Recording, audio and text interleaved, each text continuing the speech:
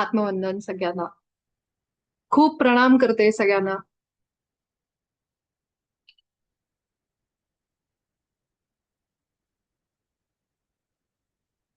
तुमच्या सगळ्यांचं स्वागत आहे आपल्या आजच्या सत्रामध्ये.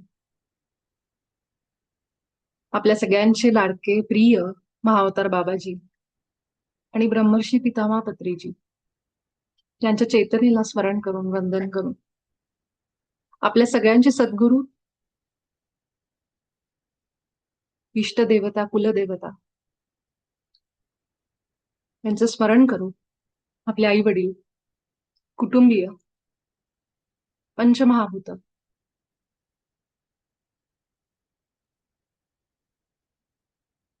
या सगळ्यांना प्रणाम करत आपल्या हृदयातून आभार व्यक्त करत खूप आतून आभार, प्रेम आणि प्रकाश संपूर्ण पृथ्वी मातेला आपल्या देहाचे आभार व्यक्त करू.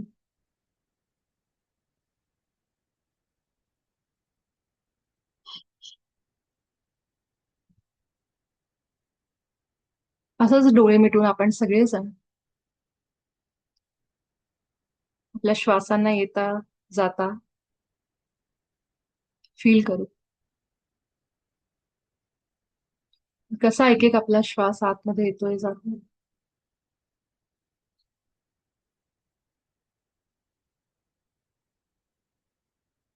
या प्राणवायूंनी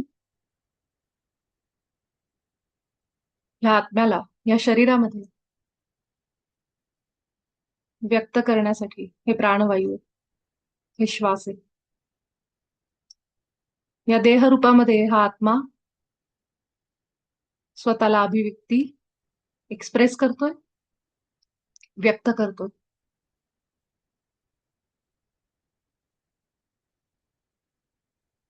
आणि सतत आपल्याला आपल्या अस्तित्वाची जाणीव करून देणारे आपले श्वास आहेत, की मी आहे, मी जिवंत आहे, मी या देहामध्ये आहे, मी वर्तमान काळात आहे, मी आत्ता इथं आहे. दीर्घ श्वास घेत राहा.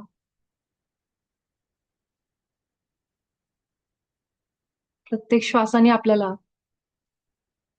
आपल्या देहाची जाणीव होती.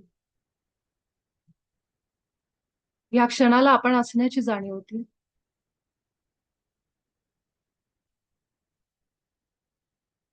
एक आहे तो देह,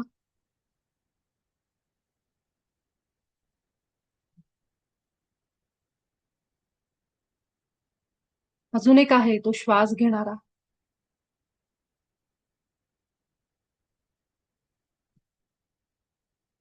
एक आहे ते मन, बुद्धी, आणि मी आहे असं म्हणणारा तो अहंकार.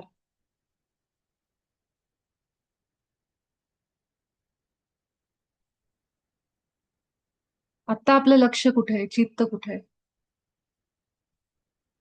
जिथं कुठं आपलं लक्ष आहे तेच म्हणजे आपलं चित्त आहे.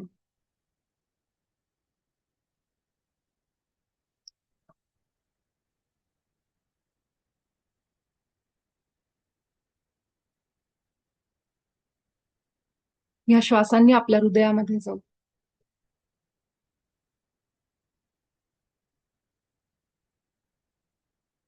छातीच्या मधोमध येणारा प्रत्येक श्वास आपण जाणीवपूर्वक बघू.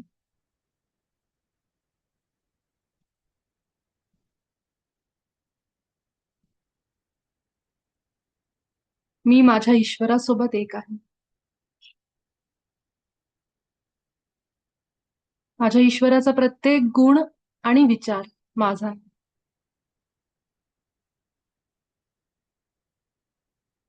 कारण मी ईश्वराच्या प्रतिमेत बनलो आहे. माझा ईश्वर प्रेम, प्रकाश, आनंद, सर्वज्ञ बुद्धिमत्ता आहे, सर्वव्यापी, सार्वभौम आहे. मी सुद्धा प्रेम, प्रकाश, उत्साह, आनंद, सर्वज्ञ, सर्वव्यापी आणि सार्वभौम. मी समाधान आहे. मी हा अवेअरनेस आहे. ही चेतना आहे.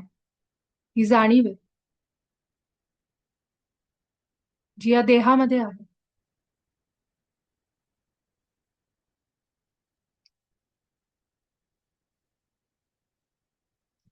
मी सच्चिदानंद स्वरूप आहे. कारण माझा ईश्वर सुद्धा सच्चिदानंद अवस्थेत आहे.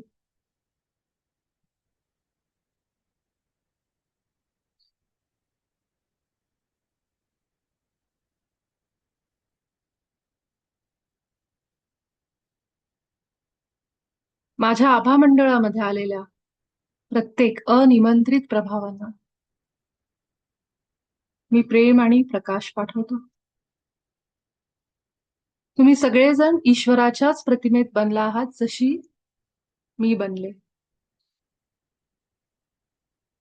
तुम्ही अजूनही प्रेम आणि प्रकाश आहात. तुम्हाला आता भीती वाटत नाही. तुम्ही स्वस्थ आहात.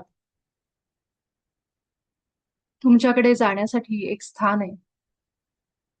अगदी शांतपणे तुम्ही त्या स्थानी निघून जा.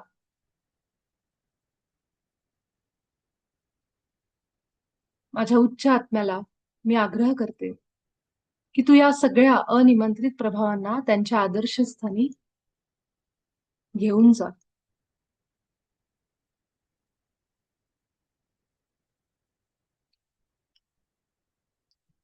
आणि माझं आभा मंडळ, माझा ऑरा,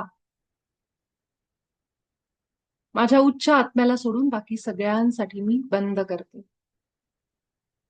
बंद करते. एक दीर्घ श्वास घेत आपल्या हृदयातून आपल्या आजूबाजूच्या सगळ्या विचारांना प्रेम पाठवा. आपलं घर, आपला परिसर आजूबाजूचा, शहर, राज्य, देश आणि संपूर्ण पृथ्वी माता, सगळीकडे आपल्या हृदयातून प्रेमाच्या लहरी जाताना जाणीवपूर्वक बघा. माझ्या हृदयातून, अंतःकरणातून मी संपूर्ण सृष्टीला प्रेम पाठवते. अशी सृष्टी जी माझ्या बरोबर प्रेमाने जोडलेली आहे. मी या सृष्टी बरोबर एक आहे. ईश्वराच्या विचारातून आलेल्या प्रत्येक गोष्टीसोबत मी एक आहे. एकीकृत आहे, एकरूप आहे. त्या प्रत्येक गोष्टीत मी आहे आणि माझ्यात ती प्रत्येक गोष्ट आहे.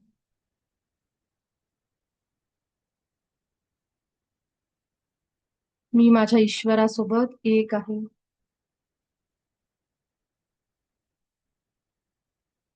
ईश्वराचे सगळे विचार माझे आहेत.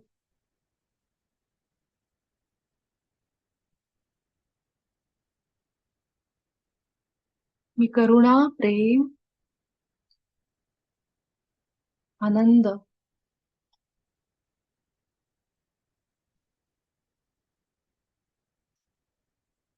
याच्याने भरून आहे. आपल्या हृदयामध्ये एक एक शब्द फील करू आणि खूप आभार व्यक्त करू. इतकं प्रेम वाहू दे आपल्या हृदयातून. जी गोष्ट समोर येते डोळ्यासमोर, जी आठवते, व्यक्ती असेल, निर्जीव वस्तू असेल, काहीही असेल, स्थळ असेल, प्रत्येक गोष्टीला प्रेम पाठवा. मी प्रेम आहे. मी प्रकाश आहे. मी ईश्वर आहे.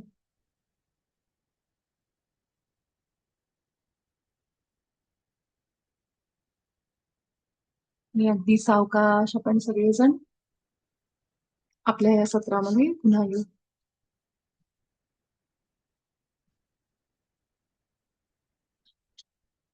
तर चला आपण सगळेजण उरलेला आपला आजचा 10वा धडा पूर्ण करू. आपल्या खऱ्या इच्छांचं जग निर्माण करणे. मी स्क्रीन शेअर करते. आज काल जिथं आपण थांबलोय तर त्यातले आपण मला वाटतंय 5 पॉइंट पूर्ण केलेत है ना. तर आता मला तुमच्या सगळ्यांकडून आज ऐकायचंय की ईश्वर आणि हा जेव्हा आपण शब्द बघतो तेव्हा त्याच्यामध्ये आपण काय विचार करतो. कोण सांगेल?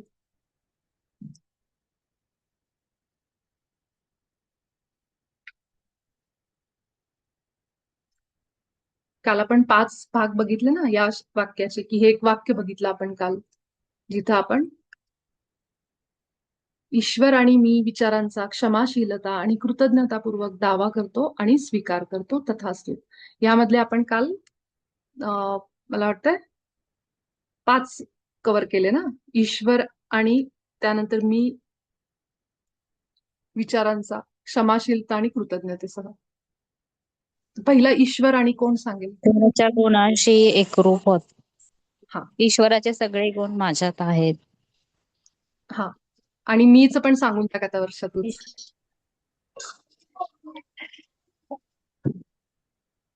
मी काय म्हणजे म्हणते? मी मी मी जे म्हणते दुसरा पॉइंट, हा त्याचा काय आपण विचार हा करतो?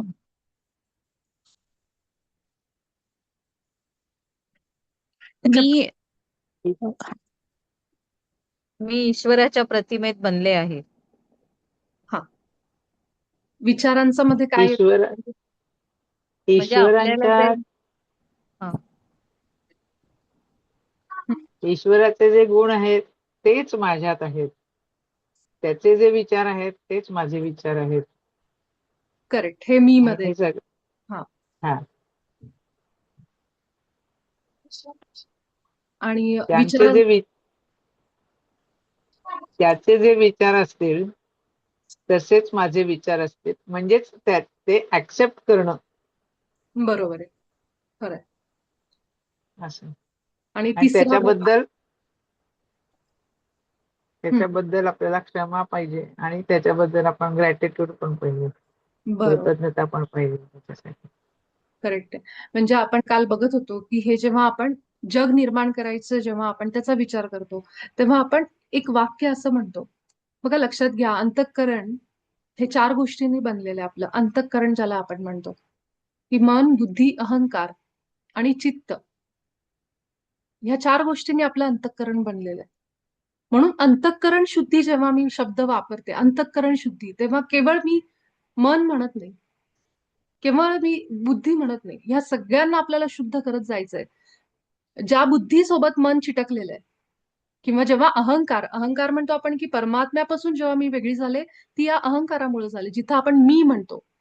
तर मी हा जो एक आपल्याला वाटतं एक असा अक्षर आहे, पण खरं तर मी हा आपल्याला परमात्म्यापासून वेगळा करणार आहे. ह्या शरीरामध्ये आपण वापरतो तो मी आहे.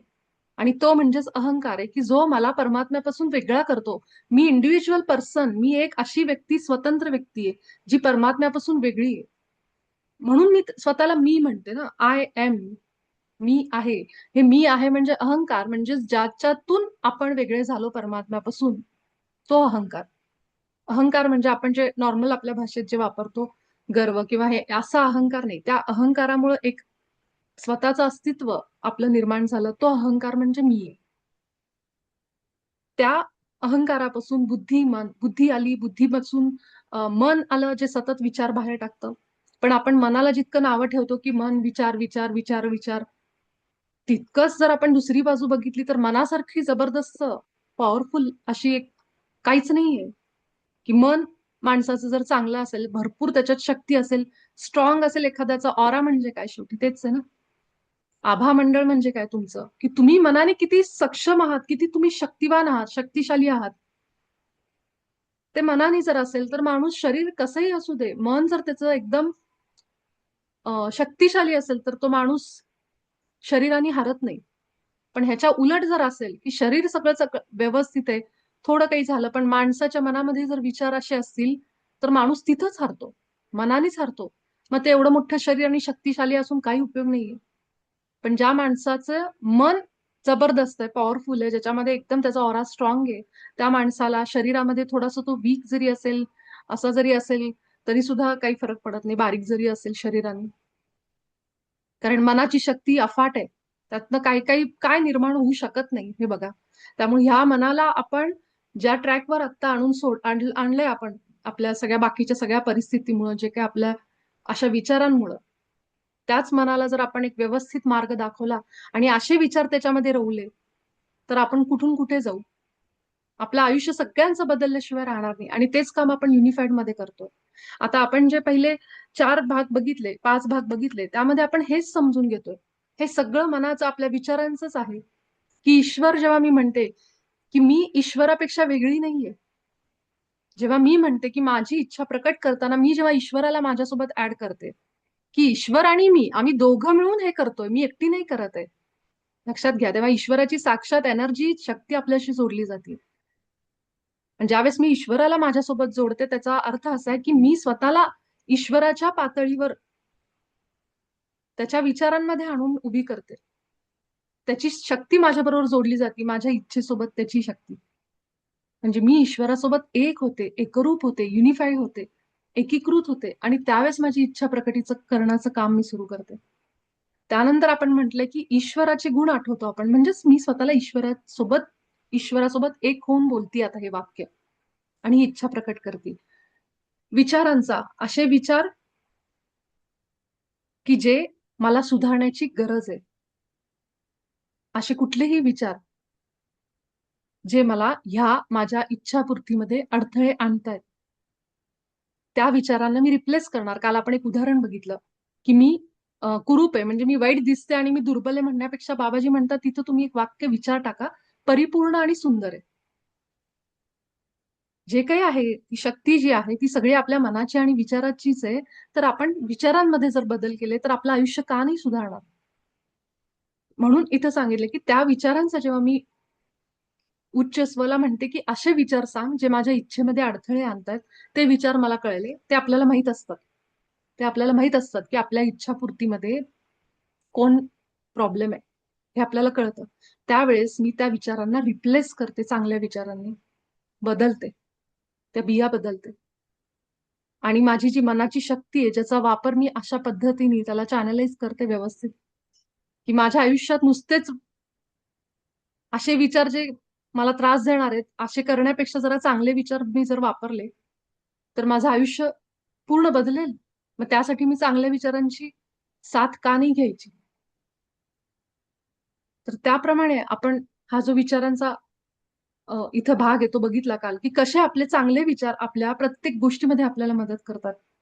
सुरुवातीपासून बाबाजींनी जर तुम्ही बघितलं युनिफाईड मध्ये, सुरुवातीपासून बाबाजींनी सांगितलं की तुम्हाला हा अभ्यासक्रम काहीही शिकवत नाही, ते वाक्य आठवा. हा अभ्यासक्रम केवळ तुम्हाला विचारांमध्ये सुधारणा करण्यास शिकवतो. कारण बाबाजी म्हणतात तुम्ही सगळेजण ज्ञानी आहात, दिव्य आहात, परिपूर्ण आहात. जरी तुम्हाला ते माहित आहे नाही आहे तरी सुद्धा तुम्ही सगळेजण परिपूर्ण आहात, दिव्य आहात, प्रत्येक जण. कारण प्रत्येकाकडे बुद्धी आहे, मन आहे, अहंकार आहे, शरीर आहे, सगळं आहे. आपण सगळे एकाच सगळ्या सेम तत्वातून आलेलो आहोत. पंचमहाभूतातून शरीर झालेलं आहे, आतमध्ये प्राणवायू आहे, जो वायू रूपाने आपल्या देहामध्ये व्यक्त करतो स्वतःला, आत्मा. आणि त्यासाठी वायूचा वापर करतो आपण, श्वसन. सगळ्यांच्या सगळ्या क्रिया अगदी सारख्यात. त्यामुळे जसा एक व्यक्ती आहे तसाच दुसराही व्यक्ती त्याच प्रतिमेत बनलाय, सगळं आहे त्याच्याकडं जे गरजेचं आहे. त्यामुळे त्याचेही विचार तितकेच शक्तिशाली आहेत. म्हणूनच फ्री विल आपल्याला प्रत्येकाला दिली, की कुणी एकानी स्वतःच्या विचारांनी दुसऱ्याच्या आयुष्यामध्ये इंटरफेअर करता येणार नाही. कारण त्याची पण स्वतंत्र इच्छाशक्ती आहे, आणि माझी पण आहे. ते एक आपल्याला तिथं सगळ्यांना एक दिलेले आहेत अधिकार, एक शक्ती म्हणा. तसंच विचारांचा आपण बदल करतो आपल्या विचारांमध्ये. सगळ्यात मोठा जर आपल्या आयुष्यात अडथळा कोण असेल ना, आपल्या सगळ्या इच्छा पूर्ण होण्याकरता, तर आपलेच विचार आहेत. तोच मोठा ब्लॉकेज आहे. आपण स्वतःला पात्रच समजत नाही किती वेळा तरी. जे तुम्ही वाक्य वाचलं ना काल, की आत्मस्वीकृती, हे आत्मस्वीकृती म्हणजे काय आहे, की जगाचं सोडा, जग तुमच्यावर विश्वास ठेवेल नाही ठेवेल हे सगळ्या पुढच्या गोष्टी आहेत. पण सगळ्यात आधी आपणच आपल्यावर विश्वास ठेवत नाही. की आम्ही असं काहीतरी करू शकतो, मिळवू शकतो, आम्ही त्याच्यासाठी डिझर्व करतो, पात्र आहोत आम्ही, ह्याच्यावरच आपल्याला विश्वास बसत नाही. किती वेळा तरी आपण बघतो आपल्या मनामध्ये एक अशी तीव्र इच्छा असते की एखादं काम सुरू करावं किंवा हे, पण ते मला जमेल का, होईल का, ह्या नादामध्येच आपण कितीतरी गोष्टी करायच्या टाळतो. तर हेच आहे की सेल्फ ऍक्सेप्टन्स, सेल्फ जे इथं दिलंय की तुम्ही आत्मस्वीकृती, की पहिलं स्वतःकडून तरी होकार घ्या, की स्वतःला तरी वाटू दे की मी ही इच्छा मिळवण्यासाठी पात्र आहे, हे तरी वाटू दे आतून. जेव्हा ते जे काही ब्लॉकेजेस आहेत की मी डिझर्व करत आहे, हे समजायला पाहिजे आपल्याला. आणि ज्यावेळी मला असं वाटतं की नाही, हे काय माझ्या बसचं नाही, हे काय माझ्याच्यानी जमणार नाही, किंवा नाही मी तर असं काही फार मोठं केलेलं नाही, किंवा मी करू शकेन का नाही, हे जे सगळे आहेत, हे सगळे विचार, हे म्हणजे आपले ब्लॉकेजेस आहेत. जिथं माझ्या आतूनच हो येत नाहीये, मला असं वाटतं मीच पात्र नाहीये, त्या गोष्टीच्या लायकच नाहीये मी, ही जर माझी भावना असेल तर ती इच्छा कशी आपली पूर्ण होणार आहे. त्यासाठी इतका मोठा त्याच्यामध्ये दिलेला आहे की तुम्ही आत्मस्वीकृती हा एक भाग आपल्याला ह्याच्यामध्ये समजून सांगितलाय. तर काल माझा तो एक पॉइंट मिस झाला तुम्हाला सांगताना. म्हणून माझ्या आता ते लक्षात आलं, जेव्हा मी सकाळी धडा वाचत होते त्यावेळी माझ्या लक्षात आलं की आपण हा पॉइंट नाही सांगितला. म्हणजे मी तुम्हाला काल असं म्हणलं की अम, असे कुठले विचार आहेत जे ब्लॉकेज क्रिएट करतात, पण हा पॉइंट नव्हता सांगितला की मी स्वतःला पात्र समजते का. खूप वेळा असं होतं बरं का, की आपल्याला कुठेतरी आतूनच भीती असतात. एक उदाहरण सांगते. एक अशी म्हणजे मी कुणाचं असं रिअल लाईफमध्ये अनेक उदाहरण आहेत, पण मला आता ते नेमके आठवत नाहीत. पण एक उदाहरण असं आहे, की एका व्यक्तीला ना तिचं म्हणजे एक काम एका क्षेत्रामध्ये खूप चांगलं असतं. त्या क्षेत्रामध्ये काम चांगलं असतं त्यामुळे तिला कॉल वगैरे सुरू होतात येण्यासाठी. म्हणजे हे असं उदाहरण आहे, की एक सॉफ्टवेअर कंपनीमध्ये काम करणारी व्यक्ती, आणि तिला अशा छोट्या-छोट्या कामांसाठी तिला फ्रीलान्सिंगसाठी कॉल सुरू होतात. पण प्रत्येक वेळी फोन वाजला की ती व्यक्ती घाबरत असते, की उचलू का नको हे? हे काम मला जमेल का नाही? किंवा ती अपॉर्च्युनिटी, ती संधी आल्यानंतर ती घेण्यासाठी पण तिला आतून भीती वाटत असते, की हे मी काम घेतलं खरं, पण मला जमेल किंवा नाही. म्हणजे काय, तुम्हाला जे काही पुढे जाऊन मिळवायचं स्वतःसाठी आयुष्यामध्ये, त्या इच्छा पूर्ण करण्यासाठी आत्ता तुम्हाला ज्या काही संधी दिल्या जातात, पण त्या केवळ भीतीपोटी, की माझ्याकडनं हे काम होईल का नाही, म्हणून आपण कितीतरी संधी नाकारतो, घाबरतो त्या घ्यायला, की ते मान्य करायला सुद्धा, की मी हे प्रयत्न करायला काय हरकत आहे? ते होईल नाही होईल ही पुढची गोष्ट आहे. पण किमान मी जर ईश्वराच्या प्रतिमेत आहे, माझ्या आतमध्ये त्या शक्ती आहेत, तर मला मदत मिळेल. प्रत्येक गोष्टीची मिळेल. माझी बुद्धी, माझं मन हे सगळं त्या बाजूनी काम करायला लागतं. पण जर सुरुवातच आपण अशी केली, की नाही नको मला हे भीतीपोटी, नको मी नाही करणार, मला जमणार नाही. ही झाली आत्मस्वीकृती, की तुम्हाला ईश्वर साक्षात तुमचा उच्च आत्मा त्या दिशेने घेऊन जायचा खूप प्रयत्न करतो. पण स्वतःवर विश्वास नसल्यामुळं तिथं आपण बऱ्याचशा संधी घालवून बसतो हातातल्या. आणि नंतर मग आपल्याला असं वाटतं, की माझ्या इच्छा पूर्ण झाल्या नाहीत. पण त्या मार्गाने पुढे गेल्यानंतरच तुमची इच्छा पूर्ण होणार असते. असे कितीतरी अनुभव मी माझ्या कॉर्पोरेट लाईफमध्ये बघितलेत, की अनेक जणांना प्रमोशन सुद्धा मिळताना लोकं नको म्हणतात बऱ्याचदा. त्याच्यामागे हेच असते, की ते जमेल किंवा नाही, किंवा स्वतःहून मनाने तयार केलेल्या अशा गोष्टी. त्याला इल्युजन, माया म्हणू शकतो, भ्रम म्हणू शकतो. तर हे विचारच आहेत, जे तुम्हाला सतत मागे खेचतात. तुम्हाला स्वतःला पहिल्यांदा आपण पात्र आहोत. आपल्याकडे जेव्हा ती संधी येते, आपल्या आतून जेव्हा इच्छा प्रकट होते, तेव्हा ती ईश्वराची इच्छा असते आणि ती संधी सुद्धा आलेली ईश्वराची असते. कारण तुमच्यामध्ये ते आहे हे माहिती असतं उच्च आत्म्याला, आणि त्याच्या मुळाशी जी भीती आहे, ती भीती काढण्यासाठीच तुम्हाला ती संधी दिली जाते. की जे काही तुमची भीती ती माहीत असते त्याला, की कारण तो वरून व्यवस्थित पिक्चर बघत असतो ना, आपण फक्त इथून बघतोय. मला असं वाटतं मला नाही जमणार, मला नाही, का तर एक कधीतरी आपल्याला आलेलं अपयश. त्यालाच धरून बसलेलो असतो आपण. मन कायम ते जाऊन शोधून आणतं. तसंच आहे. पण उच्च आत्म्याला सगळं माहिती आपल्या, की ह्या माणसासाठी काय हिताचं आहे. मग अशी एखादी संधी आल्यानंतर केवळ भीतीपोटी नाही म्हणणं हे किती योग्य आहे. आणि जाऊन जेव्हा आपण त्या कामामध्ये पडू, त्या पाण्यात पडू, तेव्हा आपल्याला समजतं हे तर मी छान करू शकते. अशा आपल्या रोजच्या आयुष्यात सुद्धा आपल्याला अनेक प्रसंग आठवा. हे असतं आत्मस्वीकृती, की तुम्ही त्यावेळी ईश्वरासोबत एक आहात, त्याची इच्छा माझी आहे, मग कसली भीती? मग जे काही करतोय, घडतंय माझ्याकडनं, जे काही येतंय तो तोच करतोय, इतकं सरेंडर, इतका विश्वास आणि शरण जाऊन जेव्हा आपण काम करतो, त्या कामामध्ये भीतीच राहत नाही. राहिलीच नाही पाहिजे. कारण त्याचा रिझल्ट हा आपण त्याला शरण गेलेलो, सरेंडर केलेलं आहे. त्यामुळे जे काही आहे आता मी आणि ईश्वर आम्ही दोघं मिळून ही रचना करतोय. लक्षात ठेवा, आपण एकटे नाही आहोत. मी इथं वाक्य असं नाही की मी दावा करते. नाही, मी ईश्वरासोबत दावा करतेय. माझा ईश्वर त्याच्यात सामील आहे. मग त्यावेळेस अशी जेव्हा आपण इच्छा व्यक्त करतो, तेव्हा कसं काय आपल्याला कुठल्याही प्रकारचं दुःख किंवा असा काय म्हणतो त्याच्यातून असा गुण मिळेल जो ईश्वराचा नाहीये. आनंद मिळणार आपल्याला त्याच्यातनं, समाधान मिळणार, जेव्हा आपण त्याच्यासोबत ही रचना करतोय. पण आपल्या आतमध्ये कमी असते ती विश्वासाची, स्वतःवरच्या विश्वासाची आत्मस्वीकृती. म्हणून तो पॉइंट खूप महत्वाचा आहे, की जो तुम्हाला इच्छा न होण्यामध्ये, पूर्ण होण्यामध्ये आपणच अडथळे आणतो. कारण आपल्या आतमध्ये खोलवर कुठेतरी असते, की मी हे याच्यासाठी मला नाही वाटत मी हे करू शकेन किंवा मी ह्याच्यासाठी पात्र आहे. म्हणून इथं म्हणलंय बघा, ह्या वाक्यामध्ये हे वाक्य बघा इथे, की माझ्या या दाव्यात अडथळा आणणारे माझे सर्व ज्ञात किंवा अज्ञात, जाणीवपूर्वक किंवा सुप्त, म्हणजे काय सुप्त मनातील म्हणजे अवचेतन मनातले, जाणीवपूर्वक म्हणजे जागृत अवस्थेमधले जे काही विचार आहेत आपले आत्ता, आणि अवचेतन मनातले विचार. अवचेतन मनातले विचार म्हणजे काय काय असू शकतात? पूर्वजन्मातले काही अशा घटना असू शकतात, जे संस्कार आपण घेऊन पुढे येतो. काही गोष्टी मागच्या जन्मात आपल्यासोबत घडलेल्या असतात, धोका मिळालेला असतो कुठून तरी, त्याचे जे इमोशनल डीप डाऊन ट्रॉमा आहे, त्यामुळे व्यक्ती ह्या जन्मामध्ये कुणावरच विश्वास ठेवत नाही. पटकन विश्वास नाही बसत, असं सारखं वाटतं हा माणूस धोका देतो की काय. हे अगदी सुरुवातीपासून असतं, सुरुवातीच्या वयापासून तसं एक आपण म्हणतो एकेचा स्वभाव आहे, तो स्वभाव ह्याच्यामुळेच बनलेला असतो, किंवा मग ह्या जन्मातल्या अनुभवांमुळे नंतर व्यक्ती असा बनतो. आलेले सगळे अनुभव ह्यातनं हे सगळे आपले असे विश्वास प्रणाली झालेले आहेत. त्यामुळे हे विचार आपल्याला ह्यावेळी जेव्हा आता आपण हे समजून घेतो, यावेळी इथून पुढे तरी आपण ह्या विचारांना समजून घेऊन त्यांना बदलायचं काम करू शकतो, त्या बिया बदलायचं, आणि मग आपण अशा विचारांना आतमध्ये घेऊ की जे विचार आपलं आपलं वास्तव बदलतील. जसं पाहिजे तसं वास्तव आपण निर्माण करू शकतो. त्यासाठी इथं दिलंय की मी हे सगळे विचार आता बरे करतो आणि सोडतो.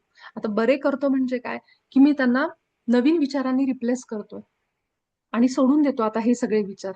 हे आपण म्हणायचं आतमध्ये, की जे जे मला वाटतात अडथळे ते सगळे मी आता सोडतो आणि नवीन विचार आपण आतमध्ये घेतो. माझे विचार आता ईश्वराच्या विचारांशी एकरूप आहेत, त्याच्या विचारांच्या समान आहेत, म्हणजे जसे त्याचे तसेच माझे, आणि सुसंगत आहेत, म्हणजे एकच आहेत, हार्मनीमध्ये आहेत.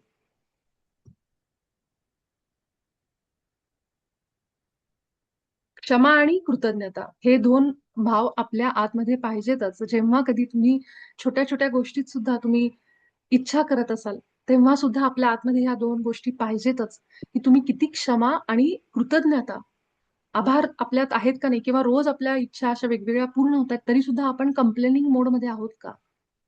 तरी पण आपल्या मनात तक्रारी आहेत का, की मला हे मिळालं नाही, मला ते मिळालं नाही? असं नाहीये. आपल्या मनामध्ये प्रत्येक गोष्टीबद्दल एक कृतज्ञता पाहिजे. आपल्याला बऱ्याच गोष्टींची जाणीव नाही म्हणून आपण आभार मानत नाही, की आपल्याला माहित नाहीये की आपण ह्या शरीरात येऊन, या देहात येऊन आपल्याला किती गोष्टी दिल्या गेल्यात, आपल्या आजूबाजूला किती शक्ती काम करतायत, आपल्यासोबत कोण आहे, आपला उच्च आत्मा आपल्या समृद्धीसाठी किती काम करतोय, की जे काही आपण घेऊन आलोय कर्माचा बोजा, तो सगळा ह्याच जन्मामध्ये चुकता करून आपण आत्मज्ञानाच्या मार्गाला लागावं आणि या मार्गावर राहावं, यासाठी आपल्याला अनेक ठिकाणहून मदत मिळते, जी आपल्याला डोळ्याला दिसत नाही, आपल्याला समजत नाही. पण प्रत्येक क्षणाला आपण त्या कृतज्ञतेमध्ये भगवंताच्या, परमात्म्याची, की ज्याच्यामुळं आपण हे सगळे अनुभव घेऊ शकतोय, तर ते आभार आपल्या हृदयात असलेच पाहिजेत, आपली इच्छा पूर्ण हो किंवा न हो. ह्या दोन गोष्टी अशा आहेत की जे व्हायब्रेशन्स, ज्या ऊर्जेमध्ये आपण असलंच पाहिजे.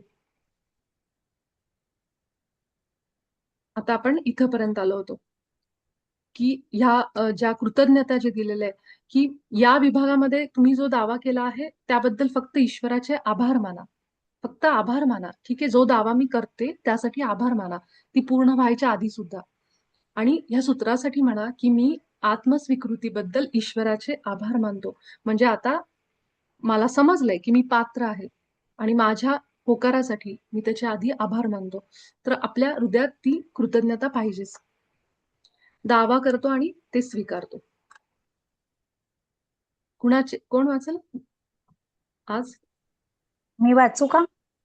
हो रजनी, वाचा वाचा. दावा करतो आणि ते स्वीकारतो.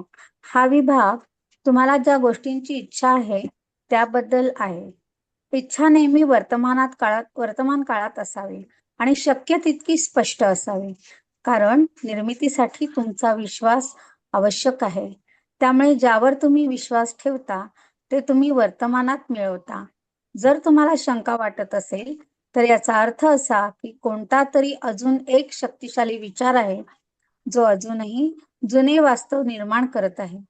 उदाहरणार्थ, जर तुम्ही पक्षाप्रमाणे उडण्याचा दावा केला तर कदाचित तुमच्या मनात शंका येईल. तुमची इच्छा तीव्र असूनही ही प्रबळ शंका तुम्हाला जुन्या वास्तवात ठेवते. म्हणून तुम्हाला सुरुवातीला विश्वसनीय वाटणारा विचार करणे आवश्यक आहे. हळूहळू ज्याच्यावर तुमचा विश्वास आहे त्या गोष्टीचा विस्तार होतो. त्यानंतर एके दिवशी तुम्हाला जाणीव होते की आता कोणती शंका उरलेली नाही आणि तुम्ही ज्याचा दावा करता ती प्रत्येक गोष्ट अक्षरशः तुमचा अनुभव बनते. छान.